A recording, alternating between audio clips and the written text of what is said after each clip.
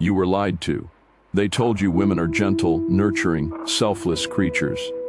That love is pure, that devotion is sacred. What if I told you Friedrich Nietzsche saw through this illusion over a century ago?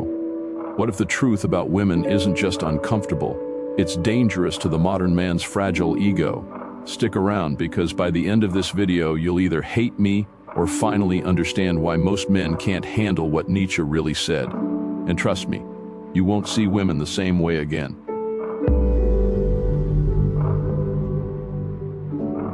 From childhood, men are fed fairy tales. That a woman's love will fix you, complete you, make you whole.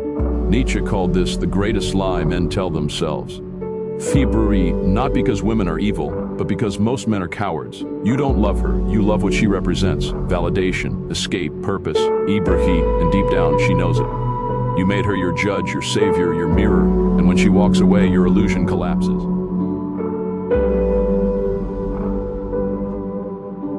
While men built civilizations, women mastered emotional leverage. No sword, she learned silence. No authority, she learned persuasion. Men still don't understand this. They mistake surrender for submission, tears for weakness. But Nietzsche warned, in revenge and in love, women are more barbaric than men. Not because of malice, but because evolution demanded it. Women learned to wield power invisibly, through influence, through selection. And you're still begging for what she's strategically withholding. You say you love her, but what you really love is how she makes you feel. Feel chosen. That's not love, that's addiction. Nietzsche said, the demand to be loved is the greatest of all arrogant presumptions. And yet men still kneel at the altar of female approval, calling it devotion. But if you need her love to feel whole, you're not a lover, you're a beggar.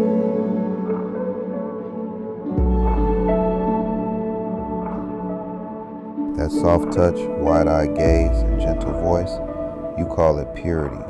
Nietzsche called it strategy. Women don't conquer by force. They invite conquest and dictate the terms. Who controls intimacy? Who controls access to affection, to sex, to validation? She does. Her empathy isn't weakness. It's radar.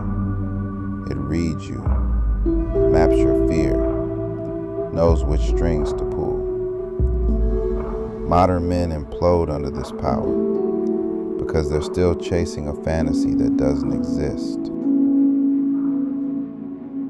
When she pulls away, Tesha resolve, withdraws, she's not being cruel, she's being ancient. These are survival mechanisms used for millennia to separate strong men from the weak. The man who chases fails. The man who stays grounded passes.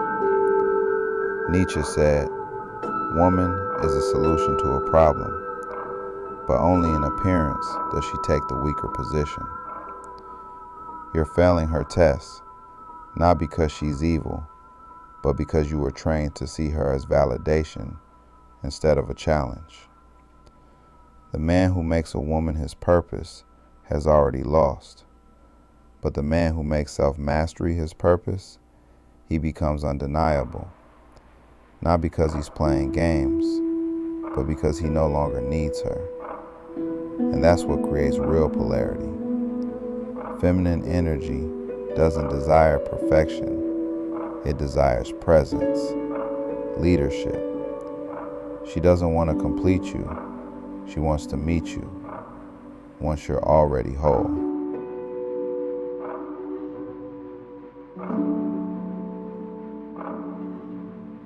What is the most dangerous lie?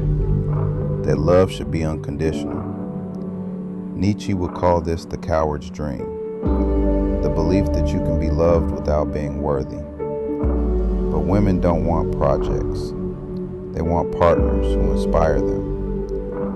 Love is conditional, on respect, on congruence, on growth. And the moment you stop becoming, she stops feeling desire.